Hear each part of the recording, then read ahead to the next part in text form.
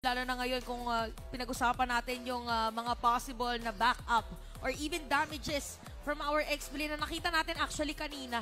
Pag kung sino unang umikot or maka-first blood, that's it. Pwede na diretsuhin at ituloy-tuloy lang. Medyo concerned ako dito sa Brody. Pero kasi mananalo siya sa lane dun sa Claude. At the same time, early game, Nana plus Brody ang kate. So, very conditional. At naiintindihan naman natin kung bakit ito yung pinili ng Blacklist. Pero pagdating kasi ng late game, kalaban mo si Flap. Tapos merong reach dahil dun sa ulti nitong si Barats. Well, you do have the flicker. Pero yun nga parang ang hirap tumambay sa lineup ng AP Bren.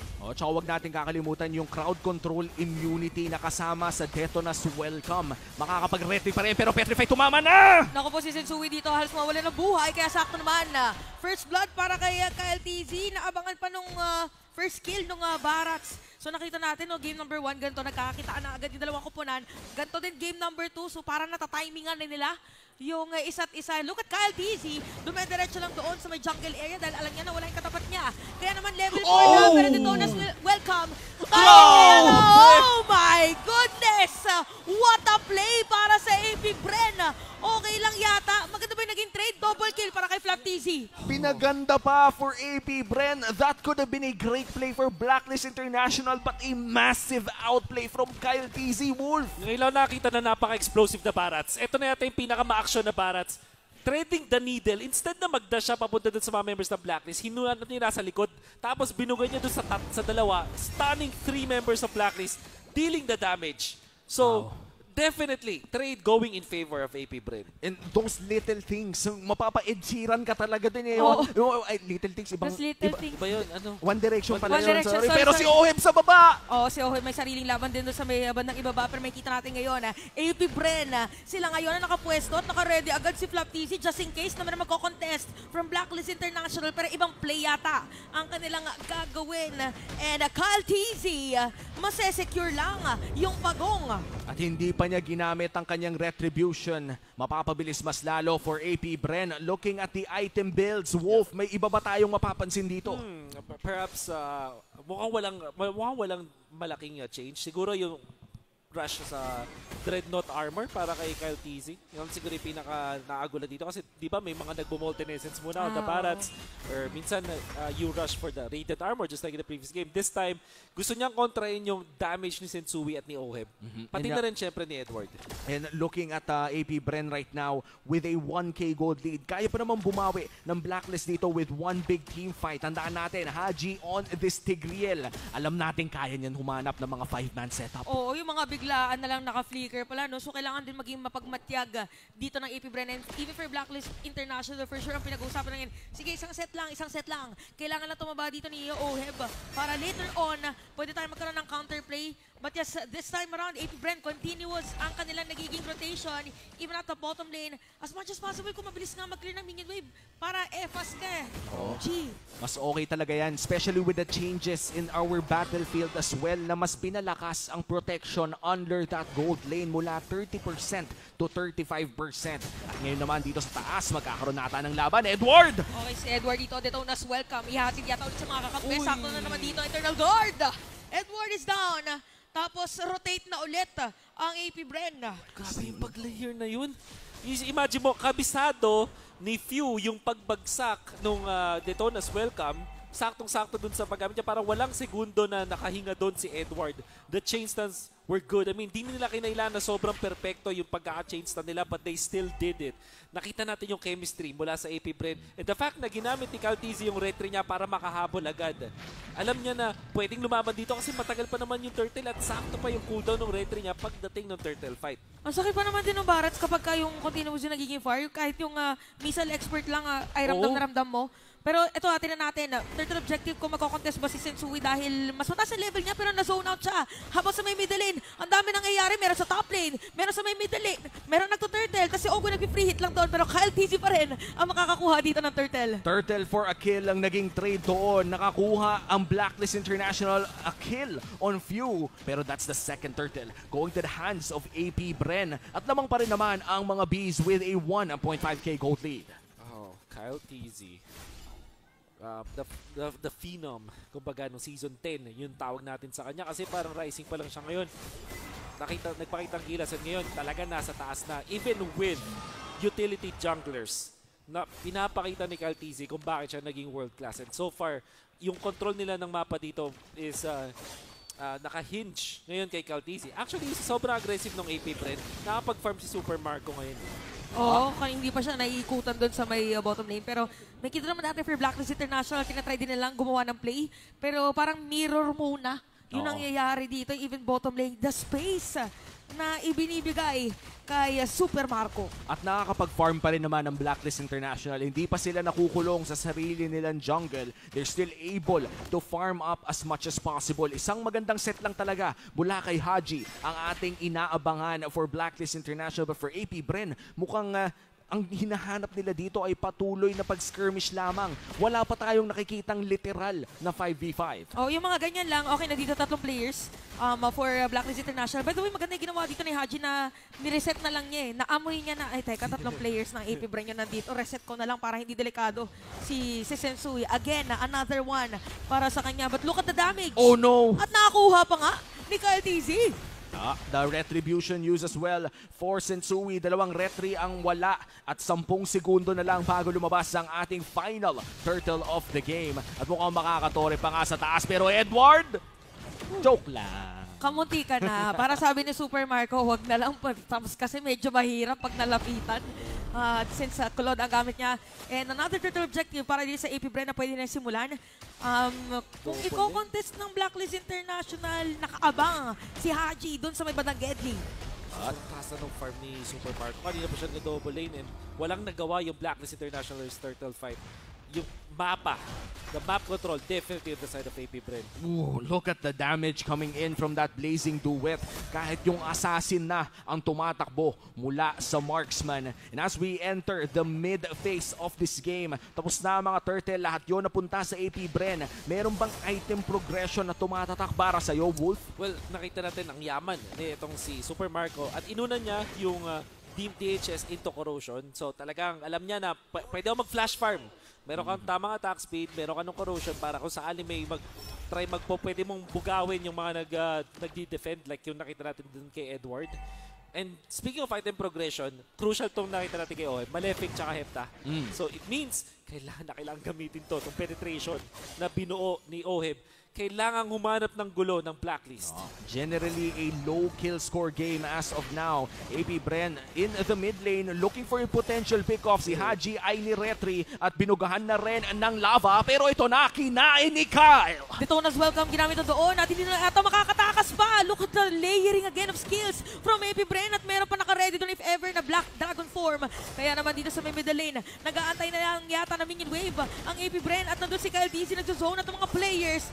Yung missile expert nangahatak pa dito ng mga players from Blacklist International habang si Super Marco ay sisira lang ng tore doon sa may middle lane. In mid lane push ang call ng AP Bren at ang ganda ng ginawa nila doon, Wolf, si Few ng ulti para mang zone. Sobrang lalim na ulti under the turret habang nandun si Calteezy sa kanan. So kaliwat kanan, actually mid, may gitna at saka kanan nung mid lane, hindi makapasok dun yung Blacklist. Ginawa ni Yue, he activated the ultimate para maklear yung waves pero not enough dun sa may kanan na natira. At dahil sa farm ni Super Marco at meron siyang attack speed na sobrang taas na rin ngayon with the golden staff, napatumpa nila yung tore ng ganun lang kabilis. And look at this, the Lord already spawned. AP Bren lamang ng 4,000 lagpas at sila na nga magsisimula ng ating first Lord of the game. Ang tanong ay magko-contest kaya ang Blacklist International dito? Parang pwede yata nga pumasok anytime pero parang crucial din. Tinan natin dahil nakapwesto na ngayon ang mga players ng AP Bren. Nandito na si Haji and the rest of the players. Pero naka-ready din si Ogwen at hindi na makakalapit pa as AP Bren will secure that Lord. Wow, all 3 turtles and the first Lord. Kumbaga kung bingo to para sa objectives ay nasa BING na sila. O na lang. O na lang ang kulang. Sa letra, hindi, letra na pala yung O. Oh. Sa number na, basta. Basta yun na yun. Oo, basta yun na lang. Pero makikita natin ngayon na talagang pwede natin sabihin na AP Bren by the book sila maglaro ngayon. Grabe yung sistema na na-build nila, na alam nila kung paano sila gagalaw.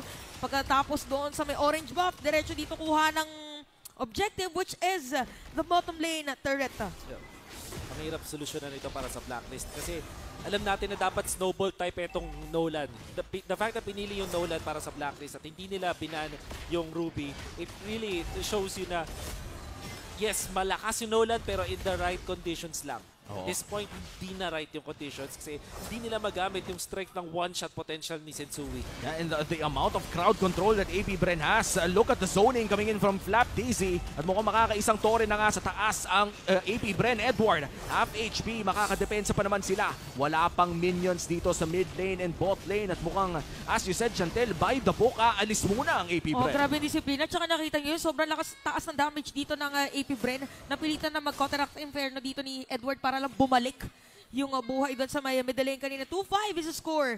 11 minutes and safe yung ngayon. Grabe na mag-zone. Meron pang Ice Queen Wand. Yan. Glowing, tsaka Ice Queen, tapos may truncheon na hindi ka pwede mag-group up against this AP. Isa na siyang present. sangre. Isa na siyang sangre. Oh. Parang avatar na to, lahat ng Konti na elemento. Konti na lang, yung kulay green na lang. Meron bang kulay green? Holy Crystal. Holy Crystal, Oh, ayan na nga lahat na nga. But look at this, utility jungle, pero pinakamataas na damage din. Grabe. Ibig sabihin, napapatama talaga niya yung first skill tsaka second skill ng sulit. Kasi nag-snowball din siya. Siya yung nakakuha ng first blood, napatay niya si Kyle, tapos na kapag convert pa siya into 2 more kills, eventually assist yun, pero at namatay siya afterwards. Kaso sobrang laki nun lamang ni Kaltizi dito. He's actually, puro damage item at may sky helmet na ngayon. And looking at the emblem set as well, no, dagdag punat talaga ang kanyang napili dito. Usually, we see a lot of Brave Smite sa mga Barats user, but this time around, showing that the Concussive Blast could actually deal a lot of damage as well if you are Kyle TZ. 20 seconds bago lumabas ang sunod nating Lord. AP Bren, kontrolado nila yung mapa ngayon. Oh, si Super Marco naka-ready din anytime. No? So, ngayon for Blacklist International, sabi natin pinakakailangan nilang gawin is magkaroon ng surprise play against AP Bren. Pero kailangan nilang maging maingat. Pag may surprise play pala, pwede pumasok. Oo. Si Super Marco anytime. Kailangan yata nila ditong huminga muna. At alam mo yung depensang Marino na kapag ka may dadaan, clear lang na minion wave. Ay, Clear nako. lang na minion wave. Hanggang sa umabot dun sa 15 lahat. Yun na lang ba ang natitirang win Baseball. condition nila? I think so. Isang pang win condition is gamitin yung implosion. At kaso nga lang, may purify si Super Marco. So, malaking bagay din yan para take note mamaya. Pero, to answer your question, mukhang maganda naman ang depensa ng Blacklist. Meron silang Nana, meron silang Brody. Can clear that out. And then, another win condition, maka one-shot si Sensui. Oh, Edward? Tingnan natin kung makakakuha ba or makakapag-contest dahil si Edward dito nagbibigay ng vision para kay Sensui. Bang! Mga saktong-saktong pagkakasabi ni Wolf. Tapos AP Bren dito makukuha si Sensui. Minion wave ng AP Bren ay nakaangat. Pero Blacklist International aabot si Sensui kapag ka umangat yung Lord doon sa may top lane. Miracle steal para kay Sensui. Now, AP Bren, sisimutin nila ang jungle ng Blacklist International. Ginamit ni Kyle yung ult niya pabalik para mahuli si Sensui. Na-touch na, nasobrahan sa tracking itong si Kyle. Kumbaga, pero dahil doon napalayo siya sa Lord at nakuha ni Kyle TZ, ni Sensui yung Lord. And now, dedepensa ang Aray! oh no, Haji! Pero sobrang bilis yung flicker na gamit para tumakas dito. Nakita na natin ginamit yung internal guard. Habang nag-flicker out na dito, si Super Marco hindi, nag-BMI out pala. Habang si Edward siya kumukuha lahat ng mga damage dito. Nas welcome, ginamit na rin. Nakaabang mga players. Vengeance na doon. Napakakunat. Oh, Nakita natin ito kanina. Blazing Duet, ginamit na rin. Pero not enough damage dahil hindi na tumaan lahat. At aalis na lang muna ulit ang mga players. AP Bren and Blacklist International. What a game! Wala pang namatay sa entire siege na yon. And ngayon, titignan natin ang items. Mukhang malapit na sa lock build ang lahat, Wolf. Well, lock build na yung ating Claude na pinili ang Malefic Roar as the last item. And interestingly, ganda nung pag-usage, yung pag-aayos ni Super Marco ng kanyang Purify. Hinintay niya yung dash coming out from Haji, kaya naman hindi siya na-control afterwards. Nevertheless, yung AP Bren, unlucky na nawalan sila ng control ng Lord at syempre breathing space para sa Blacklist, pero sila pa rin ang may map control. Mapapansin natin na sila pa rin yung nag-aayos ng minion flow. And sila yung nakaabante ngayon sa jungle ng Blacklist. Konting pahinga ang nabigay ni Sensui sa Blacklist International with that Miracle Lord steal. Pero Kyle TZ and for AP Bren, sinisimot pa rin nila ang laman ng jungle ng Blacklist International. Wala na namang purple ng Nolan. O, binibigyan nila dito si View para talagang magkaroon lang ng pag-spam ng mga skills. Take note guys na ito na yung mga moments kung saan kailangan mo maging maingat talaga sa pagbitaw ng mga skills. Sino nakakuha ng... Yung BMI ni Super Marco yung nakakuha. Kakasabi ko pa lang na binibigyan na nila ng purple. Si Few. Si Few. But yeah, jokes aside, for the side of AP Brenna, still nandun pa rin sila sa moment na nakukuha nila yung resources ng Blacklist International. Kailangan lang nila i-capitalize sa susunod na Lord Objective. Siguro nga sa sunod na Lord kung makaagaw pa ulit. Let's say this is already an evolved Lord after a 2-minute Lord dance, no? That could be a big turning point. Pero medyo matagal-tagal pa ang intayan doon, Wolf. Mahirap doon. Lalo na may burst na yung AP Bren. Sakit na ng damage ni Flap. Pati ni Kyle, pati nitong si Super Marco. So it means na mabilis nila makukuha yung Lord. And the thing is, yung hero ni Edward, hindi siya na yung typical na Edward heroes like yung mga Arlot, yung mga Yuzong na kaya mang one-shot ng marksman. The Tams, hindi siya ganun eh. Parang pang-pronta to. So, hindi rin siya pang-split. So, parang as much as magaling si Edward mag-Tams, hindi bagay sa laro na to. Yeah, and now the Yuzong still waiting on that Black Dragon form at gagamitin na nga ito ni Flap na si Edward! At nagamit na rin yung Don't Run Wolf King at si Edward dito ginagamit yung may chance. Makukuha pa rin baka masisecure na Si dito Sui! ng AP Bren. Pero si Sui pa rin ang makakakuha dito ng Lord habang dediretso na rin. Implosion nandun na din. Habang si Super Marco dito makapatay si Sensui. Lalaban ng AP Bren. Pero mapapatay na rin dito si Few habang si up na players ang kanyang tinatry na i-zone. Walang tatamaan doon ng missile expert. At kita nyo naman yung Lord ay dadaan dito sa may top lane pero meron din depensa para sa side na AP Bren. Another 1-for-1 trade at naka-retry na naman si Sensui doon, Wolf! Napaka-crucial na retry coming out from Blacklist. At yung ginawa doon ni Edward is really hanging on with this now newly picked up na plate armor pati paggamit ng Vengeance. AP Bren hindi nirespeto yung staying power ni Edward. Isang activate lang ng ulti, buo agad yung buhay. And that's mainly because of the itemization at yung natural na depensa ng isang Tamus. Tsaka ang ganda na ginagawa dito ni Edward. Imagine yung first steal ng Blacklist International, same na ginawa ni Edward na nag-front talaga siya against the players of AP Bren. Kaya nagkaroon ng spaces and Sui. Nakita niya kung HP. Ganon din yung nangyari dito sa second Lord. Now, Blacklist International, they have to capitalize this Lord. Now, AP Bren, pag nagkaroon ng teamfight, kailangan makakuha sila or yes, makasecure sila ng isang kill against Blacklist International. Tumutunaw na rin si Super Sakit Marco. na. Ang sakit na pero si Yue! Okay, Yue dito ay Yue muna dahil wala siyang HP doon sa moment na yon. Pero nakangatamin yung wave dito ng Blacklist International, AP Bren. What a way to defend that Lord. And wow, look at this. Mula sa 8,000 lamang ng AP Bren, bumaba sa 2,000. Wolf, look at this replay. And dahil yon dito sa nangyari, Sensui inattract si Super Marco at eventually ma-dead siya doon. Pero nagawa na niya yung trabaho niya. Na-retry na niya yung Lord at nawala yung damage dealer doon sa team fight.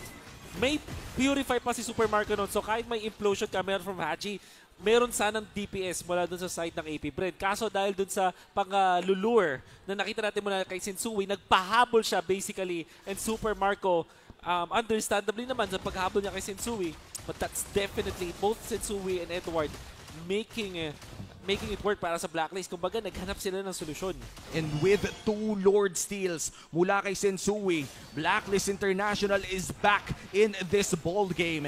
AP Bren ngayon, naghahanap na ng bagong paraan na mag-secure ng sunod nating Lord dahil hindi na pwedeng maulit yon. Now that we're 19 minutes in, this is an evolved Lord. Ibang usapan ng maagawan ng evolved Lord. Oo, lahat ng mga entry point na pwedeng entradahan ay kailangan mabantayan dito ng AP Bren.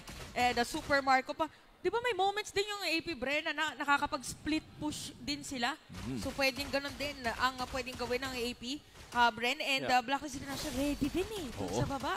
And look at this damage taken coming in from Edward. Already in the 100k mark. Legend Zero tanking so much for his team. Pero mauuna pa rin sa pwesto si Flap TZ and Few. No AP Bren in this Lord. Ito nakita na natin kanina. Lord 1 and Lord 2. Tingnan natin ngayon kung sino this time around na makakapag-secure.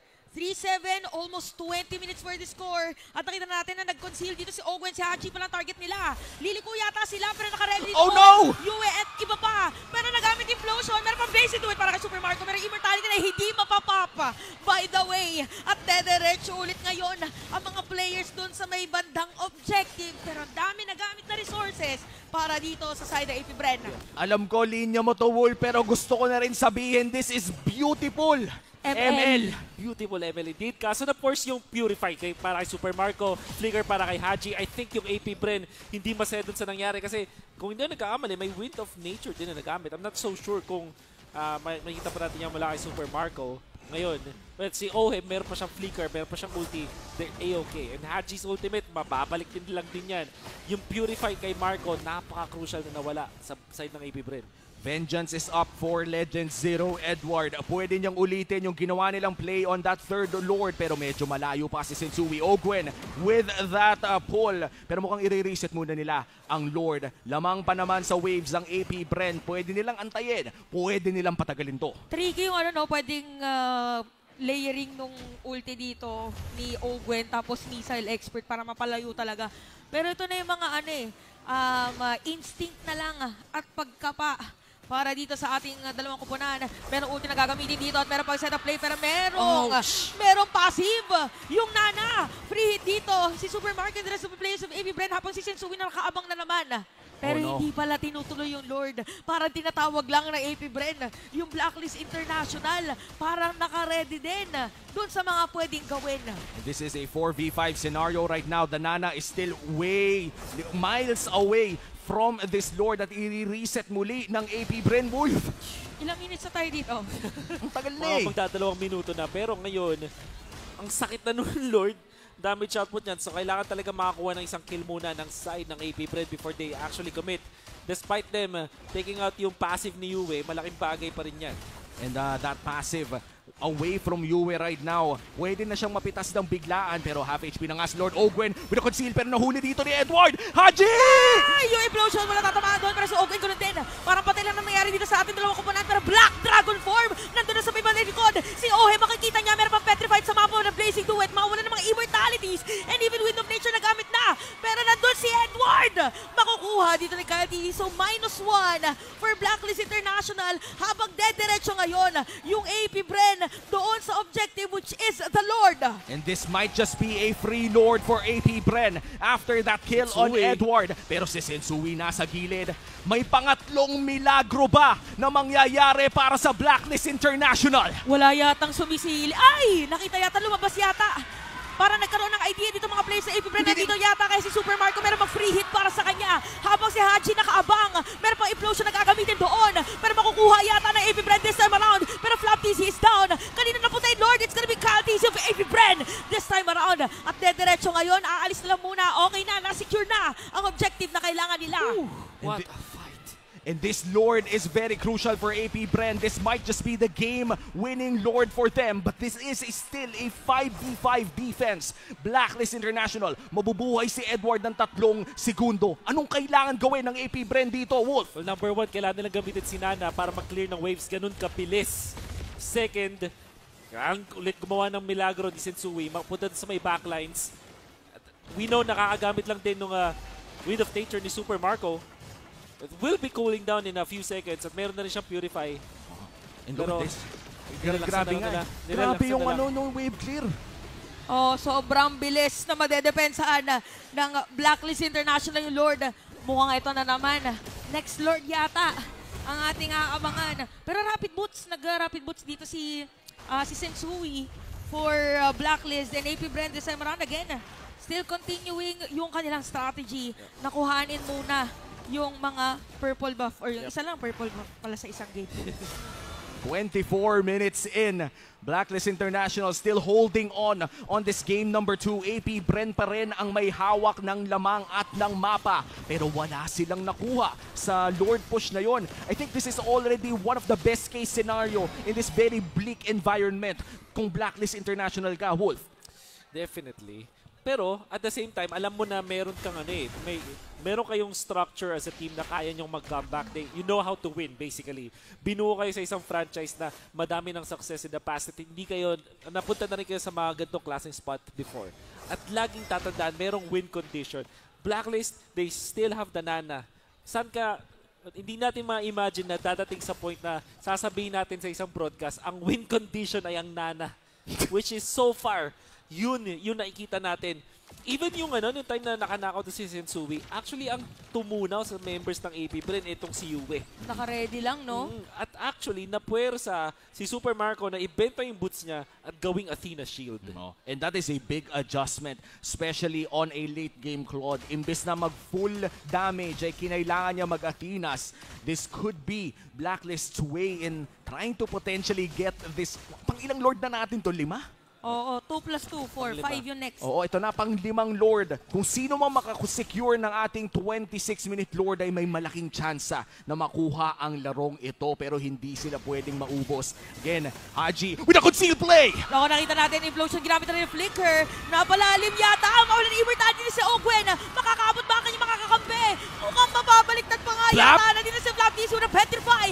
Edward dito konting hit para sa kanila. Pero dito mga kunat din ng mga players ng Blacklist International and AP Bren fully aware of the damage and sustain ng kanilang kalaban. Kaya objective na lang daw muna ang pwede nang simulan. Sobrang daming battle spells ang nawala para sa side ng AP Bren, and for Blacklist International, the flicker for Oheb and Yue is still available as the Lord will be started by AP Bren. Queen's Wings pick up mula dito kay Ogwen. Crucial ba to, Wolf? Crucial to kasi nawala siya ng immortality. Really helps him to stay in front of the fights para hindi siya ma-burst kung sakali na tamaan ng mga spells ni Nana. At ganun din, may Queen's Wings din dito si Kyle TZ para kung sakali mag-ulti si Oheb o kaya tamaan sila ng mga spells ni Yue or even with Sensui's combo, hindi sila ganun kadaling takedown. And Flap, meron na siyang ulti. Sinecheck lang niya yung bush dun sa may long lane. And still, no, the immortality, si Haji lamang ang may natitirang immortality dito. Kasabayan na rin ni Few. Low HP on this Lord. Ogwen with a pull. Sumakto doon yung BMA out para kay Super Marco. Habang si Haji, meron na ulit na ultimate. Si Caldice magiging target nila. Take note, nagnamit na dito ang Blazing Duet. Habang si Edward, sinusok lahat ng damage ng mga players sa AP Bren. Sabi ng AP Bren, kailangan na natin buhanin si Agent Zero. Meron pang immortality yan. Pero igugo pa rin yata habang Blacklist International. This time around sila mag-go. Meron pang Winter Tranchon. Walang mga buhay dito ang players sa AP Bren. Ganon din naman ang mga players ng Blacklist International. It's a reset. 27 minutes. Walang namatay sa clash na yon kahit sobrang lupit na ng binugan ng lahat ng mga players natin. Even Kyle had to cancel yung kanyang ulti. Ang salited. Ito na yun. Ano ba to? M5 hindi. Day 1 pa lang. Day 1 pa lang, guys. Day 1 ba to? Day 1 of MPL Season 13. At may Lord reset na naman tayo. Flap TZ with the immortality. Importanteng tignan na may imo pa rin dito si Kyle at si Flap as they look upon this Lord. Edward, 30 seconds on his vengeance. Hindi siya pwedeng humarap hanggat hindi niya nakukuha yon. This is a very close game as we look at 28 minutes in at may ibang strategiya na atang papakita ang AP Bren. May plano si Marco. Implosion dito para kay Haji. Mahatak nila si Ogwen, pero nagamit din ng Eternal Guard. Meron pa immortality dito si Ogwen, may pilit na mag-flicker out habang si Sui na doon sa likod. Meron ginamit ng Winter Tranchon para kay Few and Flap TZ, the rest of the players ay aalis muna. Meron ditong ganamit na rin na Torn Apart Memory. Okay, walang mga ultimate mga players ng Blacklist habang si Ogwen meron na. Si Sensui na doon sa may bandang likod. Nakaabang sa pwedeng ma-burst against AP Bren para makikita ni Ogwen. Ogwen still looking for that play. Flicker is not available for this Ruby. At nandyan din naman si Haji para bantayan ang kanyang jungler. Still another Lord reset. 29 minutes in for this game number 2. At talagang tuloy-tuloy lang ang aksyon sa seryeng ito. Gusto ko lang sabihin na whoever wins this game number 2, talagang super deserved dahil 29 minutes para grabe yung mental fortitude. Na paulit-ulit yung nangyayari na makikita sa Lord. Pero parang iba't ibang strategy na yung nagamit ng mga teams natin, both AP Bren and Blacklist. 4-8 ang ating kill score pero hindi na nga nagmamatter ang gold. 4-8 lang? 4-8 lang, boy. Sobrang daming teamfight pero wala masyadong namamatay. Ganun kalupit. ang dalawang team sa atin, knowing yung limits ng kanilang mga heroes. And interestingly, si Super Marco meron siyang clear shot na mag-split pero nirespeto niya yung Blacklist International na hindi magpapayari sa ganong klaseng play. And hindi niya kinomit yung pag-split na yun. It's partly smart decision from him kahit meron na siyang green light na gawin yan. This feels and honestly is a rematch between the grand finalists of Season 12 of MPL Philippines at ganito rin ka-grand ang ating napapanood in this game number 2. Kung manalo ang Blacklist dito, may part 3 pa to.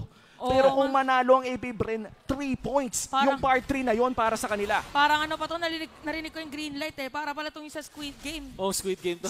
Green light, red light. Green light, red light pala yung nakikita natin ngayon. Tapos pag humarap yung Lord, kailangan nila munang huminto. And look at the gold laners. Napakaganda ng kanilang ginagawa. Still 0 deaths on both gold laners. The $1 million shotgun Super Marco versus the Filipino sniper Oheb.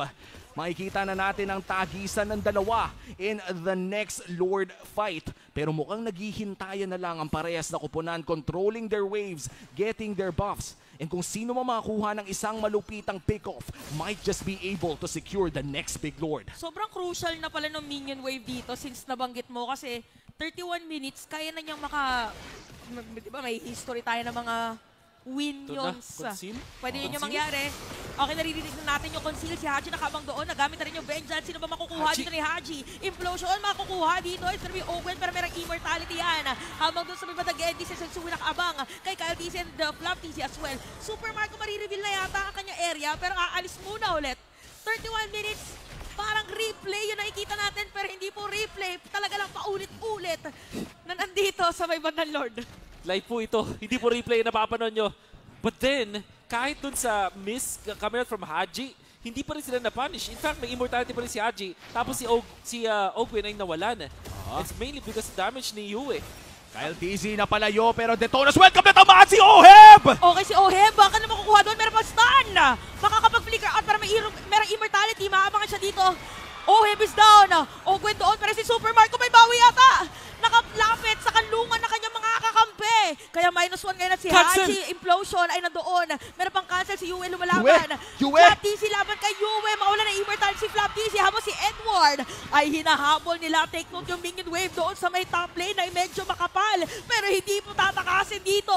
Edward against Super Marco and Ogwen. Immortality popped. Wala na nga atang magagawa pa kundi mag-buy time. Edward with the vengeance outplay. Super Marco 3v1 with the Legend Zero. Buhay na buhay pa rin siya sa harapan ng tatlo pero wala na atang malakas dyan. Sinusubukan pa rin niya tumakas at doon sa may batang bababay laban pa.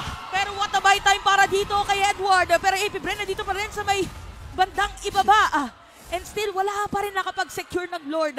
Again, it's all about the buy time. Pero look at the timer para dito kay Edward. 68 seconds. Pero 23 seconds, mabuhay na rin si Oheb for Blacklist International and AP Bren ngayon. Sila magbibigay ng pressure. Meron silang minion wave na bit-bit dito sa may bottom lane. Even middle lane ay meron ding flow para sa kanila. 3v5 scenario. Black Dragon form from Flap TC. Tatlo ang sinone out. This might just be the game-ending push from the Bees. Flap TC, meron doon pasok na magandang setup play para sa kanila. Diretso na rin. With the blazing do what you is down. Nawala din dito na base. Pero look at that setup play para kay Haji. Meron man nakapara sa kanila pero meron minion wave. Double kill na para kay Few. Habang nangyayari ito. Look at that. AP Bren with the win against Blacklist International. Another 2-0, but what a series! 33 minutes an hour.